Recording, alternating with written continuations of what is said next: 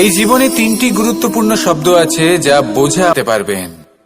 দ্বিতীয় হলো আত্মবিশ্বাস। হেরে যাওয়া বস্তুও আবার জিতে নিতে পারবেন। যদি আপনার নিজের আত্মবিশ্বাস থাকে তাহলে আপনি কখনো পরাজিত হবেন না। এবং তৃতীয় হলো অহংকার। জয়লাভ করার পরেও কিন্তু এটা আপনাকে পরাজিত করতে পারে। সেই জন্য জীবনে সঙ্গবদ্ধ হন, আত্মবিশ্বাস রাখুন, কিন্তু কখনোই অহংকার করবেন না। এই অহংকার আপনার থেকে সবকিছু কেড়ে নিতে পারে।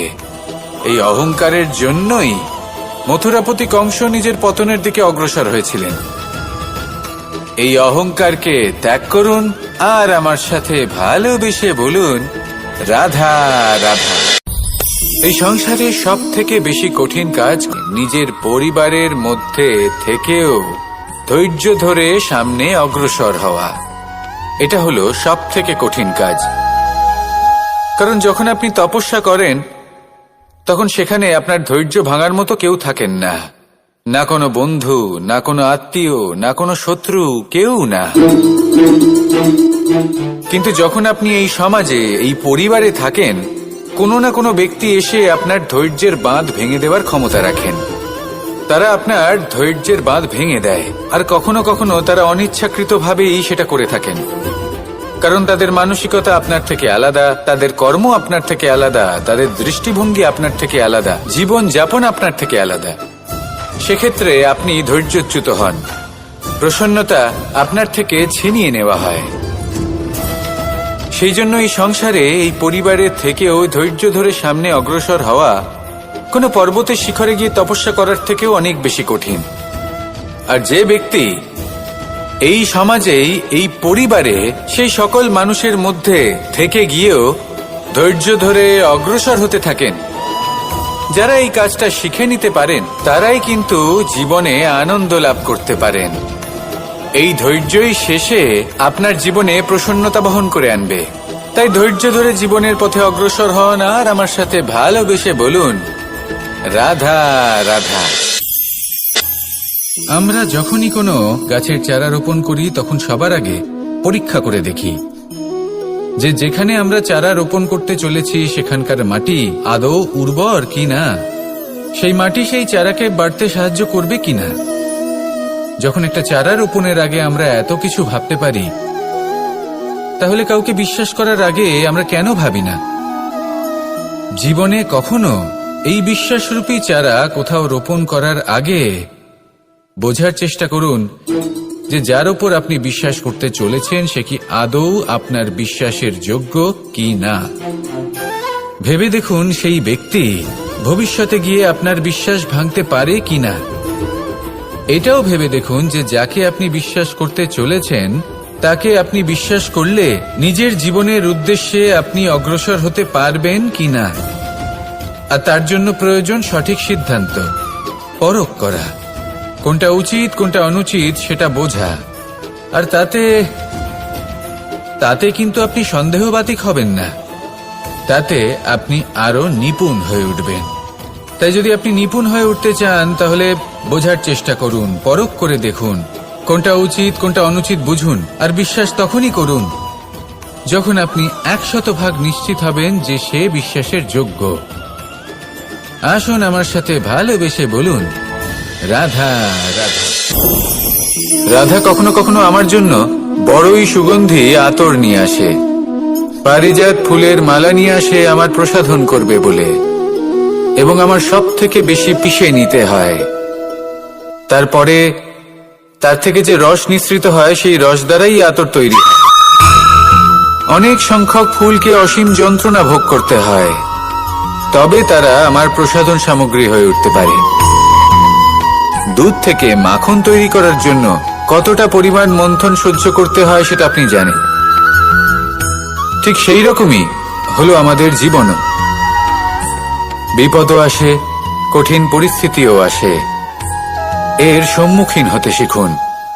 মনে রাখবেন আপনি হলেন সেই দুধ যাকে মন্থন সহ্য করতে হবে মাখন হয়ে ওঠার জন্য। মনে রাখবেন আপনি হলেন সেই ফুলের মতন যাদের পিষ্ট হতে হবে সুগন্ধি আতর হয়ে ওঠার জন্য, যাকে এই সংসার পছন্দ করে।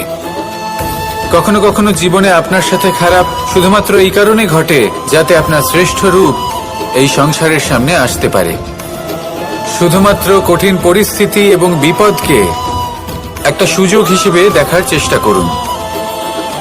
আপনার জন্য এই সংসার বদলে যাবে, সংসারকে দেখার দৃষ্টিভঙ্গি পাল্টে যাবে, আপনার ভাগ্য পাল্টে যাবে, আর এই মন প্রসন্ন হয়ে বলবে রাধা রাধা। পাশা নামক এই খেলাটি আপনারা নিশ্চয়ই খেলেছেন, না খেলে থাকলে দেখেছেন, আর যদি দেখেও না থাকেন তাহলে নিশ্চিত রূপে শুনেছেন। মহাভারতের এই মহাযুদ্ধ কোথাও না কোথাও এই পাশা নামক খেলার কারণে হয়েছিল। পাশার এই বিচিত্র খেলা, দান, এইসবের কারণে কেউ নিজের মাথায় রাজ মুকুট পরিধান করেছিলেন, আবার সেখানেই পরাজিত হওয়ার জন্য কাউকে বনবাসও ভোগ করতে হয়েছিল। কিন্তু এই খেলা সমাপ্ত হওয়ার পরে সমস্ত ঘুঁটি আর এই পাশার ছক একই পুটলিতে স্থান পেল। এটাই হলো আমাদের জীবন। এই সংসারে আমরা জয় পরাজয়ের বিষয়ে এতটাই ভাবি, এত চিন্তা করি যে এই জীবনের খেলার আনন্দটাই উপভোগ করতে পারি না। আর অবশেষে কি হয়? কেউ জয়ী হন, কেউ পরাজিত হন, কিন্তু দুজনেই একই স্থানে পৌঁছে যান। প্রত্যেক ব্যক্তি মৃত্যুর পরে একটি নির্দিষ্ট স্থানেই পৌঁছতে বাধ্য, কিন্তু ততক্ষণ এই জীবন, এই খেলা, তার আনন্দ উপভোগ করুন। এই সংসারে সেই ব্যক্তি শ্রেষ্ঠ স্থানে পৌঁছতে পেরেছেন যিনি এই সংসারকে প্রকাশ প্রদান করেছেন, যিনি কখনো জয় পরাজয় এই বিষয়ে ভাবেননি, শুধু এই জীবনের খেলার আনন্দ উপভোগ করেছেন। এটাই আপনিও করুন আর আমার সাথে ভালোবেসে বলুন রাধা রাধা। প্রত্যেক মানুষ নিজের জীবনে দুঃখ অনুভব করেন। প্রত্যেকের দুঃখ আলাদা হতে পারে। কারোর মনে এই দুঃখ থাকে যে সে তার বাবা মায়ের সব ইচ্ছে পূরণ করতে পারেননি। কেউ এটা ভেবে দুঃখ পান যে সে চিরকাল সদাচার করেছেন, সৎকর্ম করেছেন, কিন্তু তাও তাকে দুরাচারী বলে মনে করা হয়। কেউ এটা ভেবেও দুঃখ পান যে তার সামনে যে ব্যক্তি রয়েছেন তার চোখে তিনি শত্রু হয়ে উঠেছেন বা দুষ্ট হয়ে উঠেছেন, যেখানে তিনি হয়তো কোনো অনুচিত কাজই করেননি। এবার এই সমস্ত বিষয় নিয়ে ভেবে নিজের ব্যক্তিত্ব নিয়ে সন্দেহ প্রকাশ করবেন না। যদি নিজের ব্যক্তিত্ব নিয়ে কোনো সন্দেহ থেকে থাকে তাহলে কর্ম সংক্রান্ত প্রশ্ন করুন যে আপনি যা করেছেন তাতে কি উচিত ছিল, কি অনুচিত ছিল। যেটা প্রয়োজন সেটা এটা বোঝার যে আপনার অন্তর্মন, আপনার বিবেক আপনাকে কি বলছে, আর আপনার অন্তর্মন আর আপনার বিবেক আপনাকে যেটা করতে বলবে শুধু সেটাই করুন। আর তারপরে এই সংসার কি বলবে, কি ভাববে সেসব নিয়ে ভাবতে যাবেন না, কারণ এই সংসার তো ঈশ্বরকেও প্রশ্ন করে থাকে, ঈশ্বরকেও দোষী মনে করে। কখনো কখনো যখন কোনো ঘটনা মানুষের ইচ্ছা অনুযায়ী ঘটে না, তখন মানুষ এটা বলে যে হে ঈশ্বর, আপনি আমার পাশে থাকলেন না, আপনি বড়ই কঠোর, এটা আপনার দোষ।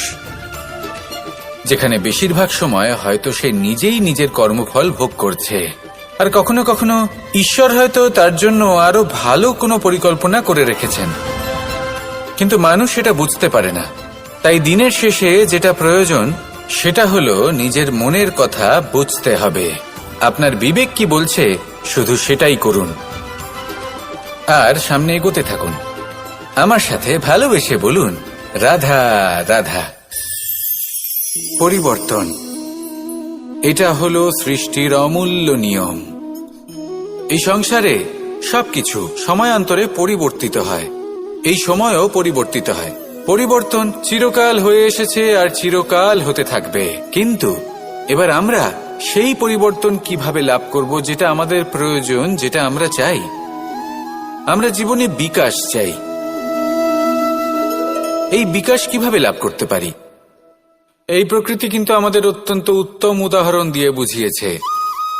একটি বিন্দুর উদাহরণ দিয়েছে যা ভবিষ্যতে একটা বিশাল নদীর আকার ধারণ করে। এটা কিভাবে হয়? মেঘ থেকে একটি বিন্দু ঝরে পড়ে সেই পর্বতের ওপর যেখানে হিম আছে। সেই হিমের সংস্পর্শে আসা মাত্র সেই বিন্দুর সাথে আরো বেশ কিছু বিন্দু যুক্ত হয়, তারপর তারা অগ্রসর হয়, আরো কিছু বিন্দু যুক্ত হয়। আস্তে আস্তে একটা ক্ষীণ ধারার রূপ ধারণ করে এবং সেটাই ভবিষ্যতে আরো এগোতে থাকে। অনেকটা যাওয়ার পর যখন অনেক সংখ্যক বিন্দু একসাথে যুক্ত হয় তখন সেটা বিশাল নদীর আকার ধারণ করে। এবার আমরা মানুষ বলে আমাদের সাথে এই নিয়মের অন্যথা হয় তা নয়। আমরাও এই প্রকৃতির অংশ, আমাদের ক্ষেত্রেও একই নিয়ম প্রযোজ্য। যখন পরিশ্রম করে অনেক সংখ্যক বিন্দু আমরা একত্রিত করব তখনই পরিবর্তনের নদী প্রবাহিত হবে। প্রয়োজন হল নিরন্তর পরিশ্রম করা এবং ধৈর্য ধরা। এটা করতে থাকুন, জীবনে সবকিছু লাভ করতে পারবেন। কারণ প্রকৃতি আমাদের এটাই শিখিয়েছে, আর আমরা এই ব্রহ্মরই একটি অংশ, যার দ্বারা এই ব্রহ্মাণ্ড নির্মিত। আসুন আমার সাথে ভালোবেসে বলুন, রাধা রাধা। কখনো এই প্রকৃতির দিকে তাকিয়ে থাকবেন। এই প্রকৃতি অনেক ধরনের শিক্ষা দেয়। কোনো একটা গাছকে দেখুন কিভাবে সে মাটি থেকে জল শুষে নেয়। সে ঝড় হোক বা হোক কড়া রোদ সব সহ্য করে এবং অবশেষে সে ফল ধারণ করে। আর সেই ফল উৎপন্ন করার পরে সে ফল কিন্তু সে নিজে গ্রহণ করে না, এই সংসারকে প্রদান করে, যাতে পশু পাখি মানুষ তারা এই ফল গ্রহণ করে শক্তিশালী হয়ে উঠতে পারে, সুস্থ থাকতে পারে। সেভাবেই নদী, সরোবর এরা নিজেরাও কিন্তু নিজেদের জল গ্রহণ করে না, মাটিকে প্রদান করে, পশু পাখিকে প্রদান করে। সূর্য নিজেও নিজের জন্য প্রজ্বলিত হয় না, সে প্রকাশ ছড়িয়ে দিতে চায় আমাদের সবার কাছে, সে আলো পৌঁছে দিতে চায়। এই প্রত্যেকের কর্মে পরমার্থ নিহিত আছে, আর সেই জন্যই এদের সকলকে পুজো করা হয়। তাই মনে রাখবেন, আপনার কাছে জীবন যাপনের অতিরিক্ত যা কিছুই আছে তা পরমার্থের জন্য। তাহলে তার সদ্ব্যবহার করুন আর আমার সাথে ভালোবেসে বলুন, রাধা রাধা। আমরা প্রত্যেকেই অবশ্যই এমন সময় দেখেছি যখন অনেকগুলো সমস্যা একসাথে আমাদের জীবনে এসে পড়ে। সমস্যা আমাদের প্রত্যেকের জীবনেই থাকে। আমরা তার সমাধান খুঁজতে চেষ্টা করি, কখনো সমাধান খুঁজে পাই, আবার কখনো যতই চেষ্টা করি না কেন কোনো সমাধান খুঁজেই পাই না। আর যখন এটা হয় তখন মানুষ অত্যন্ত বিচলিত হয়ে পড়েন। নিজের আত্মীয় স্বজন, নিজের বন্ধু বা সংসার এদের ওপরে এই দোষ চাপিয়ে দেন যে এদের জন্যই এই সমস্যা এসেছে। এবার যদি আমি আপনাকে কোনো পরামর্শ দিই তাহলে এটাই বলবো যে দৃষ্টিভঙ্গি পাল্টে দেখুন। এই দৃষ্টিভঙ্গি দিয়ে দেখুন যে এই সংসারে যে সমস্যায় আসুক না কেন তার জন্য কেউ দোষী নয়, না আপনি না অন্য কেউ। এই পুরো খেলাটাই আপনার মানসিকতা, আপনার দৃষ্টিভঙ্গির, আপনার মনের। কিভাবে বোঝাচ্ছি? যখন আমাদের মন শক্ত থাকে তখন কঠিন থেকে কঠিনতর পরিস্থিতিও আমাদের জীবনে খুব বেশি হলে প্রতিস্পর্ধা হয়ে থেকে যায়। সেখানে যদি আমাদের মন দুর্বল থাকে তখন অল্প কঠিন পরিস্থিতিও আমাদের কাছে খুব বড় সমস্যা হয়ে যায়, তাই না? একটা শক্ত মন কঠিন পরিস্থিতিকে প্রতিস্পর্ধা হিসেবে দেখে আর তার মধ্যে একটা সুযোগ খুঁজে নেয়। আমাদের শুধু এটাই করতে হবে। এই সংসারে অন্য কাউকে দোষী মনে করলে আপনার সমস্যা দূর হয়ে যাবে না। সেই জন্য এই সংসারকে দোষ দেওয়ার বদলে এই সমস্যার মূলে চলে যান, সেটাকে বুঝুন, নিজের এই মনকে শক্ত করে তুলুন। যদি আপনার মন শক্তিশালী হয় তাহলে এই সংসারে অনেক বড় বড় কঠিন থেকে কঠিনতর পরিস্থিতিও যদি আসে, আপনার জীবনে যতই বড় বড় সমস্যা আসুক না কেন আপনার লক্ষ্য লাভে বাধা দিতে পারবে না। আসুন আমার সাথে ভালোবেসে বলুন, রাধা রাধা। আমরা সবাই পাথর দেখেছি, পর্বতও দেখেছি, শুকনো পাতাও দেখেছি, শ্যামল বনানীও দেখেছি। কখনো ভেবেছেন পাথরের অস্তিত্ব কিন্তু ততক্ষণ পর্যন্ত যতক্ষণ সে পর্বতের গায়ে আটকে থাকে। যখন সেই পর্বত থেকে সেই পাথর ভিন্ন হয়ে যায় ও নিজের অস্তিত্ব হারিয়ে ফেলে আস্তে আস্তে, কখনো পাথর কেটে বা কখনো পিষ্ট হয়ে সেই পাথর আস্তে আস্তে মাটিতে পরিণত হয় এবং পূর্ণরূপে নিজের অস্তিত্ব হারিয়ে ফেলে। এটাই পাতার সাথেও হয়। এই পাতা যতক্ষণ গাছের ডালের সাথে যুক্ত ততক্ষণ তার অস্তিত্ব থাকে। যখনই ডাল থেকে বিচ্ছিন্ন হয় সেও নিজের অস্তিত্ব হারিয়ে ফেলে। আর এটাই আমাদের সাথেও হয়। যতক্ষণ আমরা নিজেদের আপনজনের সাথে যুক্ত থাকি আমাদের অস্তিত্ব বজায় থাকে। যখন আপনজনদের সাথে সম্পর্ক ছিন্ন করি তখন আমরাও আমাদের অস্তিত্ব হারিয়ে ফেলি। এবার এই সংসারের প্রত্যেক ব্যক্তি স্বতন্ত্র থাকতে চান, আর অনেক ব্যক্তি স্বতন্ত্র থাকবেন বলে আপনজনদের দূরে করে দেন আর তাদের সাথে এই সম্পর্ক ছিন্ন করেন। এটা কি সত্যি প্রয়োজন? আপনজনদের সাথে সম্পর্ক ছিন্ন করে নিজের অস্তিত্ব হারিয়ে ফেলা প্রয়োজনীয়, নাকি আপনজনদের সাথে সম্পর্ক বজায় রেখে নিজেদের স্বতন্ত্র করে রাখা সেটা আবশ্যক? নির্বাচন আপনারই। আসুন আমার সাথে ভালোবেসে বলুন, রাধা রাধা। আপনি কি কখনো নৌকা যাত্রা করেছেন? করে না থাকলেও নিশ্চয়ই দেখেছেন যে এই জল যা নিজের অন্তরে সব কিছু সমাহিত করে নিতে পারে, এই নৌকা সেই জলের ওপরেই ভেসে থাকে। নদীর স্রোত কাটিয়ে সে সামনে অগ্রসর হয়। কিন্তু যদি এই নৌকায় কোনো ছিদ্র হয় তাহলে কিন্তু সেই নৌকা ডুবে যাবে। আর এতে কোনো তফাৎ হবে না যে সেই ছিদ্র ছোট নাকি বড়, নৌকা ডুবে যাবে। এই ছিদ্র হলো আমাদের জীবনে আমাদের অপগুণ, আমাদের দোষ, আমাদের বিকার। কখনো এটা ভাববেন না যে এই দোষ খুবই ছোট, এতে কিছুই যাবে আসবে না। না, সেই ছোট দোষ, সেই ছোট বিকার যদি সেটাকে শুধরে না নেন তাহলে সেটা আপনাকে আপনার পতনের দিকে নিয়ে যাবে। শেষ পর্যন্ত এটা আপনার উপর নির্ভরশীল যে আপনি কি চান। আপনার জীবনের এই নৌকা এভাবেই ডুবে যেতে দেখবেন, নাকি নিজেকে শুধরে নিয়ে সেই নৌকার সেই ছিদ্রটাকে ভরিয়ে তুলতে চাইবেন? নির্বাচন আপনার। আসুন আমার সাথে ভালোবেসে বলুন, রাধা রাধা। জল, জলই পৃথিবীতে বেঁচে থাকার জন্য আবশ্যক তো বটেই, কিন্তু এই জল আমাদের একটা অত্যন্ত গুরুত্বপূর্ণ শিক্ষা প্রদান করে। কখনো এই জলকে দেখেছেন? যে পরিস্থিতিতেই এই জল প্রবাহিত হোক না কেন, এর উপর যা কিছুই প্রভাব থাকুক না কেন, এর পথে যতই বাধা আসুক না কেন, তার মধ্যে থেকে ও নিজের পথ ঠিক বের করে নেয়, কিন্তু নিজের প্রবাহ থামতে দেয় না, ক্রমাগত অগ্রসর হতে থাকে। সেরকমই একটা শিক্ষা যেটা আমরা জল থেকে পেয়ে থাকি তা হলো এটা, আমরা যখন জলের দিকে তাকাই তখন আমরা নিজের প্রতিবিম্ব দেখি, স্পষ্টভাবে দেখতে পাই। কিন্তু তখনই দেখতে পাই যখন এই জল শান্ত থাকে, স্থির থাকে। যদি এই জল অশান্ত হয়ে থাকে, স্থির না হয়, তাহলে আমরা এতে নিজের প্রতিবিম্ব দেখতে পাই না। এটাই আমাদের মনের সাথেও হয়ে থাকে।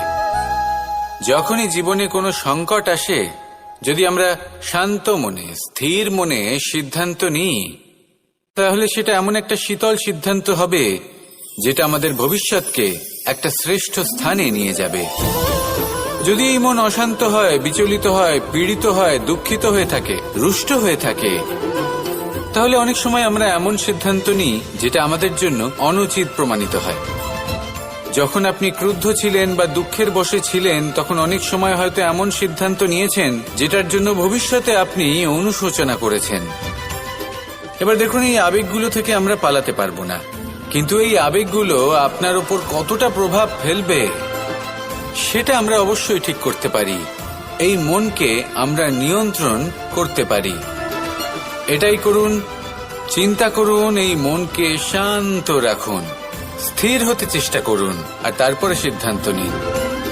আসুন আমার সাথে ভালোবেসে বলুন, রাধা রাধা। সেই জন্যই ঈশ্বর দ্বারা প্রদত্ত এই উপহারের বিষয়ে ভাবুন, এই জীবনের বিষয়ে ভাবুন। প্রশংসা করেন তাহলে পূর্ণ হৃদয় দিয়ে করুন। যদি আপনি হস্তক্ষেপ করে থাকেন তাহলে মস্তিষ্ক দ্বারা করুন। যদি আপনি সমীক্ষা করেন তাহলে বিবেক দ্বারা করুন। যদি আপনি ধন অর্জন করতে চান তাহলে নীতি অনুসারে চলুন। যদি জীবনযাপন করতে চান তাহলে রীতি মেনে করুন। আর যদি ঈশ্বরের ভজন করতে চান তাহলে ভক্তিভাব নিয়ে করুন। শুধু এই কথা মনে রাখবেন যে আপনার এই জীবন কিন্তু অনিশ্চিত কাল পর্যন্তই আছে। কতক্ষণ আছে সেটা কেউ জানে না। তাই কিছু মুহূর্ত যেটা যাপন করতে আমরা এখানে এসেছি, সেখানে ক্রোধ, অহংকার, ঈর্ষা, এইসব আবেগের কি গুরুত্ব বলুন তো? এগুলো ত্যাগ করুন। মানুষকে ক্ষমা করতে শিখুন। আস্তে আস্তে বিশ্বাস করতে শিখুন। এই সংসারে নিঃস্বার্থভাবে প্রেম করতে শিখুন আর সবার মধ্যে আনন্দ বিতরণ করুন। তাই এই সব গুণ যদি আপনি আত্মসাৎ করতে পারেন তাহলে আপনার জীবনে শুধু আনন্দ এবং আনন্দই বিরাজমান হবে।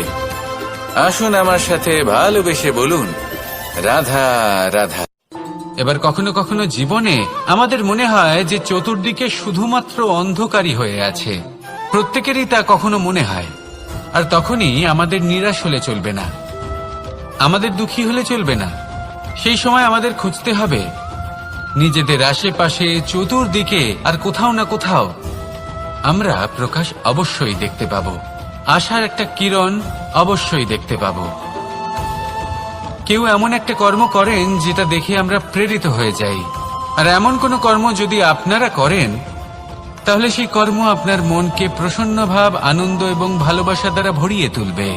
আপনার অন্তরে সেই অন্ধকারের অন্ত করবে, দুঃখেরও অন্ত করবে। আর এই মন প্রসন্ন ভাব নিয়ে বলবে, রাধা রাধা। এই যে দূরে যেতে পারবেন। দ্বিতীয় হলো আত্মবিশ্বাস।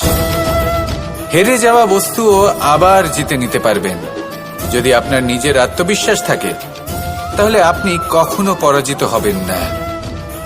এবং তৃতীয় হলো অহংকার।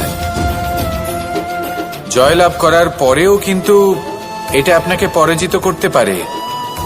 সেই জন্য জীবনে সঙ্গবদ্ধ হন, আত্মবিশ্বাস রাখুন, কিন্তু কখনোই অহংকার করবেন না।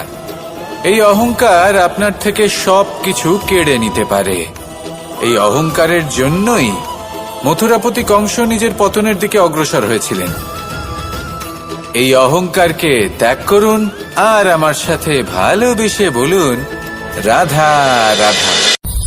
এই সংসারে সব থেকে বেশি কঠিন ধরে সামনে অগ্রসর হওয়া, এটা হলো সব থেকে কঠিন কাজ।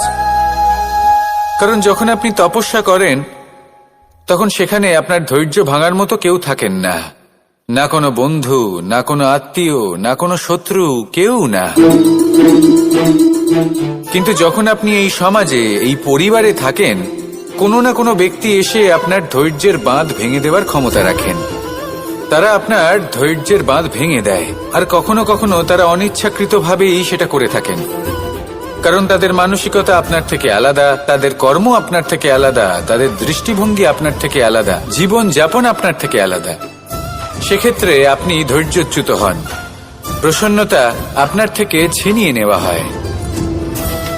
সেই জন্য এই সংসারে, এই পরিবারের থেকেও ধৈর্য ধরে সামনে অগ্রসর হওয়া কোনো পর্বতের শিখরে গিয়ে তপস্যা করার থেকেও অনেক বেশি কঠিন।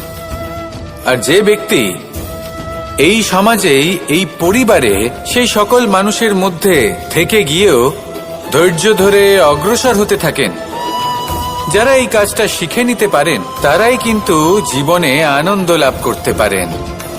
এই ধৈর্যই শেষে আপনার জীবনে প্রসন্নতা বহন করে আনবে। তাই ধৈর্য ধরে জীবনের পথে অগ্রসর হন আর আমার সাথে ভালোবেসে বলুন, রাধা রাধা। আগে বোঝার চেষ্টা করুন যে যার উপর আপনি বিশ্বাস করতে চলেছেন সে কি আদৌ আপনার বিশ্বাসের যোগ্য কি না। ভেবে দেখুন সেই ব্যক্তি ভবিষ্যতে গিয়ে আপনার বিশ্বাস ভাঙতে পারে কি না। এটাও ভেবে দেখুন যে যাকে আপনি বিশ্বাস করতে চলেছেন তাকে আপনি বিশ্বাস করলে নিজের জীবনের উদ্দেশ্যে আপনি অগ্রসর হতে পারবেন কি না। আর তার জন্য প্রয়োজন সঠিক সিদ্ধান্ত, পরখ করা, কোনটা উচিত কোনটা অনুচিত সেটা বোঝা। আর তাতে কিন্তু আপনি সন্দেহবাতিক হবেন না, তাতে আপনি আরো নিপুণ হয়ে উঠবেন।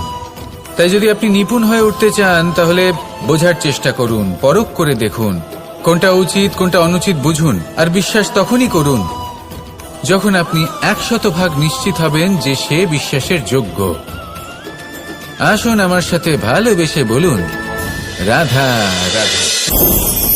রাধা কখনো কখনো আমার জন্য বড়ই সুগন্ধি আতর নিয়ে আসে, পারিজাত ফুলের মালা নিয়ে আসে, আমার প্রসাদে পিষে নিতে হয়।